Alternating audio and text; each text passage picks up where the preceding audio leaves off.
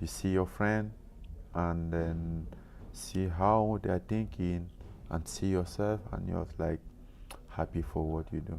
Yeah, I mean, how many people from where you're from end up living any type of dream that they have? Uh, That is the main issue in this kind of, in that side of the world, because people easily quit the dream because it's not easy. So even when I started to say I'm gonna be the world class boxer, they thought I was crazy. Everyone was like, okay, this guy lost his mind, so please come down to the reality, stop living in the sky, the real life is down here. And then I don't know why, but I always believe, strongly believe, even though I know that it's not easy. They will notice some boxer or some athlete who were doing great, but will never be able to succeed. You know, they are not even able to pay the bills.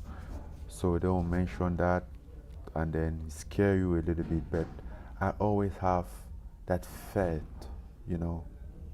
I think it's my gift. It's always what pushed me, because even with in the hardest situation that I ever been, I always believed that it's gonna happen. I don't know why, but I knew that it's gonna happen. mm. When you decided to make that leap of moving from Cameroon to Paris, how did you get from Cameroon to Paris? Did you have to save up money for a long time? Was it just... Well, you can, in some life, some category, you can save money for your whole life, but it will not help you have a visa from Cameroon to Paris. They are very, they are very selective from whom they're gonna give visa. Okay, what job do you have? Your social situation, check all that before give you visa. So guy like me, well, we not expect that anymore. But that doesn't mean even thinking that I know I'm gonna do it, I'm gonna find a way, and then find my way. So how long did you apply for a visa before you got one? I never apply. You never apply to something that you don't have a chance for it. Mm.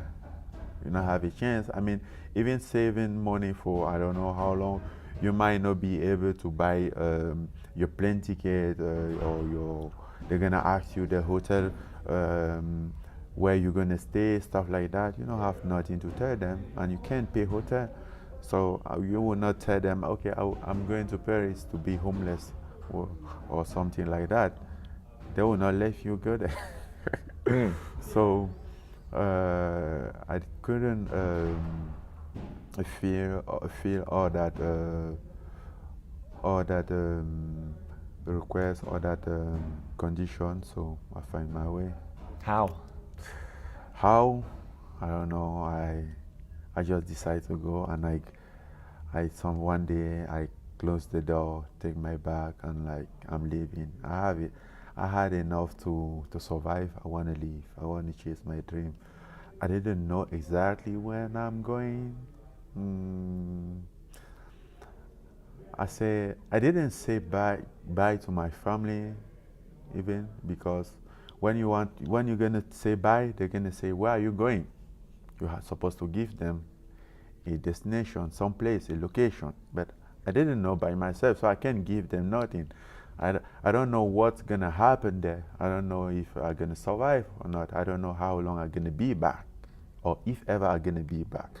So, but I do know one thing for sure. I have to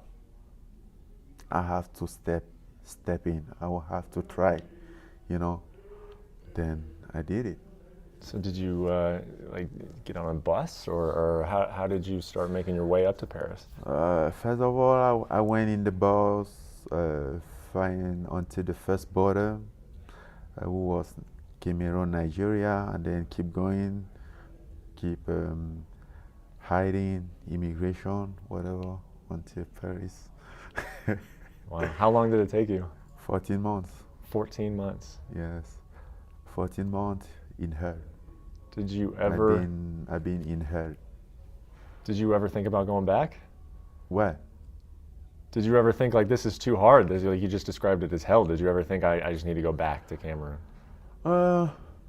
You might think about it, but when you think about to go back, and then you have danger ahead, but you have danger behind. You're gonna go back. What are you gonna do? You're gonna go back, and then one day you're gonna fall sick, and then just because you can't afford yourself to, you can't afford a treatment, you know, medication, hospital. So either way was bad. So better you move forward, and in the war, never step back, move forward. How close were you ever to getting caught? To getting what? Caught by immigration? Were you ever close? To getting caught? Getting like immigration catching you? Oh, they caught us a lot. Yeah. But you know, like in Maghrebia, Morocco, so they caught us there. When they caught you there, they didn't. They do not send you back in your country, but they send you in the desert. So you have to go back from the desert. It's desert? Desert. From the desert, you have to find a way, but you don't want to go back. So just keep going. How many times did they send you back into the desert? Many times. Wow. So at the beginning, it's really hard, and you're like, damn, I could go back, I could quit, and then you're like, no, and then after at some moment you realize that all the door behind you was closed. So even your job wasn't a good one, but you lost it, you lost everything, you spent all your economy. So you have to, so it makes you like, you're determined. Well, what made it hell? Just lack of food, hopelessness? What made it hell for you? Everything. In Morocco, immigration, they are not consider you any not much. You know, they don't have you don't have right. You don't have no right. First of all, right for nothing. You can work, you can live in the house, nothing, and then they are no respect you, and they are even racist, stuff like that. So you know, yes, it's hard. Someone split when they saw you, and no long time ago in Libya they start like treating black like in slave, like cut them, sell them again to someone to force them to work, you know. So that's kind of crazy. So we live in the forest hiding for the military because they have some court there with just for immigration. Europe pay them for that, so they use that money, they make some special call just for immigration. Their goal is just to catch you guys, throw you in the desert, so you have to hide all time. You can't sleep until maybe you're gonna sleep sometime in the forest, and then maybe until 4 o'clock or 3 a.m. and then you'll just hear someone hears like, oh, military, and then just start run. How big were the groups of people you were with during those times? You know, it's not like being with the group of people. You guys met there, and then everyone goes his way, you know. Sometimes there are a lot, sometimes someone quit, someone succeed to cross the sea. So in the winter, a lot of people quit because stay in the forest in the winter with no food, sometimes no clothes. Is damn sucks. Yeah. It's crazy. What do you remember about making it? Like, I made it. I'm in Paris. What do you remember about like the end of that part of your life? Like the end of that part? What do you remember about the end of the journey? Like, I made it to Paris, like getting there, where you were trying to get the whole time. Is the day. I mean, you just stop think about it when the Red Cross. I stopped think about it when the Red Cross took us in the middle of the sea with our flexible boat. Say that again? Never mind. What do you mean by that? The Red Cross took you out to sea? What do you mean? It's a long story. It's a crazy story. Can you tell it? Why? It's too long. It's too long? That sounds like an incredible story, though. It's like movie. I want to hear it. Well, it's too long. I'm not really excited about to go out through this story. But I mean, yes. So that what built your strength. So when I went in Paris, when I made it in Paris, I was like, I saw some parking garage. I went there, just sleep in the floor in the parking garage. It was in the springtime, and spring.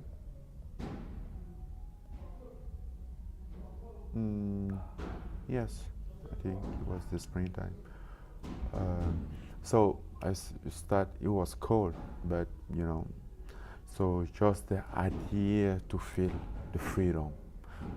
I don't have to scare when I sleep in tonight to say, hey, military might surprise us and catch us to throw us in the desert or something like that.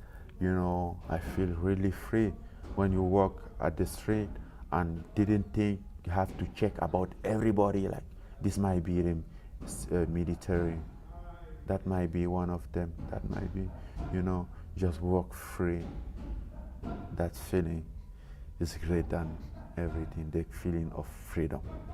It's like, I mean, I never been in jail, but I think that is like when someone after a long time in jail outside fear. Just like, wow, just breathing the air, you don't have nothing, no money, nothing, but you're happy. I mean, I saw people that was like showing mercy, like, hey, it might be hard to be homeless. Oh my God. I was like, hey, please stop. Don't show mercy in my life, please. My life is doing pretty good. I'm like, I think I can bet that I'm happier than you. I was like, yes. Yeah, so it was the most exciting time in my life. I was happier that time. When you made it? Yes. Yeah. I was homeless, with nothing, but I was happy just to feel the freedom. Happy to get in that area that I can have my personal opportunity. I can make it.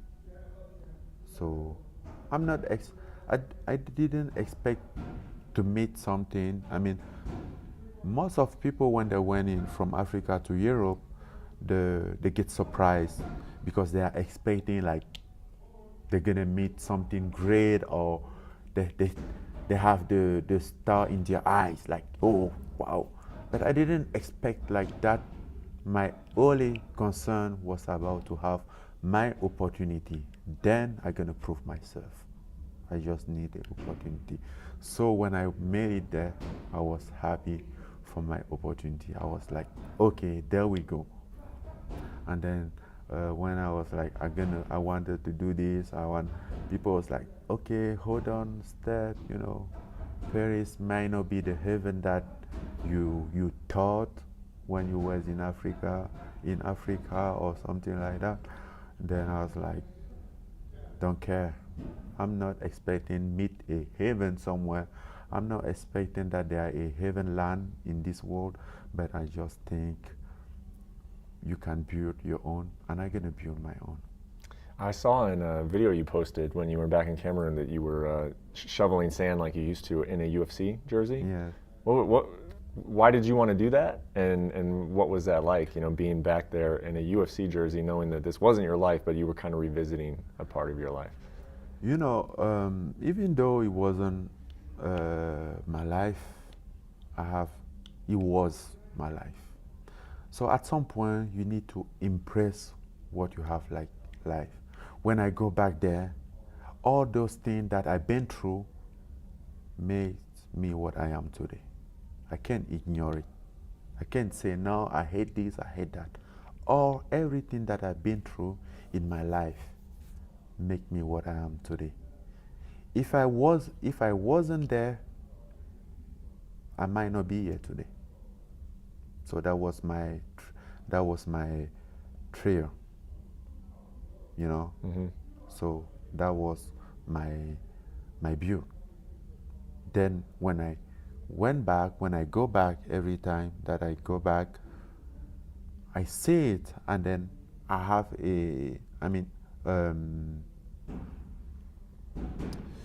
surprisingly, I have like a good memory, like a good feeling of it. Like I love it. So just go there, spend time. I still have a lot of friends who still work there. They're still at the same place. I was there 10 years ago. 10 years ago, I grew up there. I worked that sun to pay my school, and someday I'm like, okay, enough is enough. I'm not just gonna survive in the life. I'm gonna live. I'm gonna chase the dream. I'm gonna set up I have a dream. I have a purpose. I'm gonna chase it. So went back there, and I worked all that in my mind years and years, many years, almost the whole time that I was there. So when I go back there, I went there. It makes me remember my root. Like, damn, I was here. Sometimes you get some fresh memory from there, some memory very precious, that you realize that life is good. Yeah, you just like, okay, UFC, fight business, stuff like this, all that, but there are also something in life, something that you need, something that you can buy it with money, even if you have it, so you have to go there, enjoy some moment, being there, like, okay, be happy for yourself. Like, yes, I was there, I was here, doing that, be happy. When I go there sometime, I saw them. When I went there sometime, I saw them. I'm still like it, even though I have a different life, I still like, that wasn't bad at all. If that's your dream, if you don't have a dream, okay, but I couldn't afford myself to know a dream. Is there any way that you can help kids who do have dreams in Cameroon? Is there any way? Is that something you want to do? Exactly. That is exactly my concern now. That's why I'm building the foundation. I'm building the gym in Cameroon. So it's not the gym that I'm building in Cameroon is not just about the sport. It's under the foundation, the Francis Ngannou Foundation, and then the goal of the gym or of the foundation is not to make the UFC fighter, to build the fighter, is to help kids to believe at their dream, to have a dream, to have a purpose in life, because when they're born and raised there, I know what is the main problem in that locality. So people doesn't allow themselves to dream,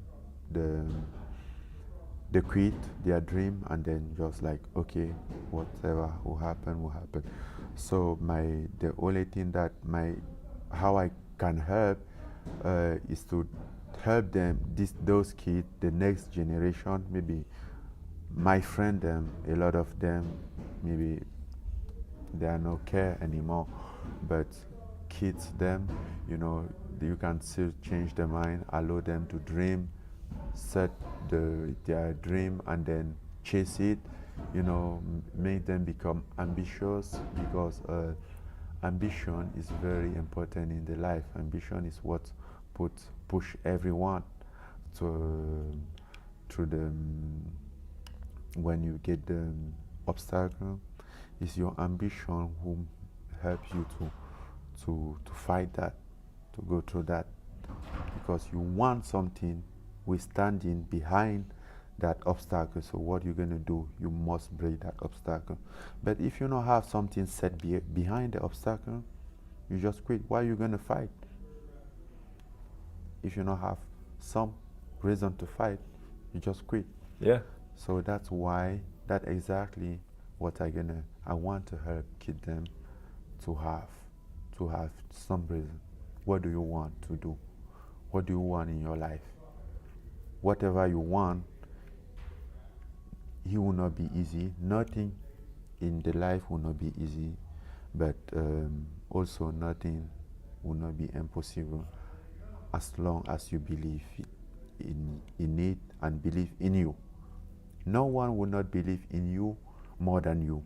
You're going to convince people to believe in you because you first believe in you. No one will not believe in you if you doubt at you and in you, So you need to believe and then improve, and then people will join you at the time. When I thought about being a boxer in Cameroon, all of them, they thought I was crazy. They could even put me in the psychiatric center. I was like, this guy lost his mind, please. But today, all them, they joined me. They was like, you have to be the world champion. Mm-hmm. You're gonna be the world champion. You can be the world champion. I believe in you. You can be, So I make them join my goal. Yeah. I convince them. I tell them that I can, and then they join me. So that's what I want to educate to this kid. Like, makes people join you. You are alone. You're standing alone. Okay, fight to get people join your goal, and then there you will have people to make the road with it. When you win a world championship someday, what do you think you'll do with the belt? Do you think you'll take it to Cameroon, or do you think you'll keep it here where you live? What do you think you'll do with it when you finally reach your goal and like that symbol of it, that belt? What do you think you'll do with it? Of course, I'll go back in Cameroon. When I'll go back and I'll show the kids them, and they will excite them. They will make them believe that many things can happen, because even though most of them wasn't born when I was there, but their family, their brother, their parents, they know me, or they know me. They can tell them that I was there, than the same as them, maybe even in the bad situation than them, and then I made it. So at that moment, if they see you improve in something, they believe that. Even today there are a lot who really believe. When I went in Cameroon now, in my village, there's a lot of parents who was like, yes, we heard that they tell us that that gym, that is the gym and it's yours. So can my kids train there? Yes, my kid wants to be the boxer. My kids want this. So today for them it makes sense. They're not like, what is boxing? Yeah. Have you ever seen some boxing? Now they see someone who come from nothing to something, who come from there to somewhere. So they believe in it. So I think this can help for many cases. How close do you feel to your goal right now? This is not a title fight against Derek Lewis, but how close do you feel like you are? I am in what? How close do you feel like you are to winning that championship? You fought for it, you came up short, and now you're on a path to get there again, right? Yeah. How long, how far away does it feel, that goal? I don't know, but doesn't matter. I'm on it. I'm on the line. I'm gonna stay on the line. That's the most important. And then there are many things that depend in me. Do not depend on me. That's the perfect way to end it.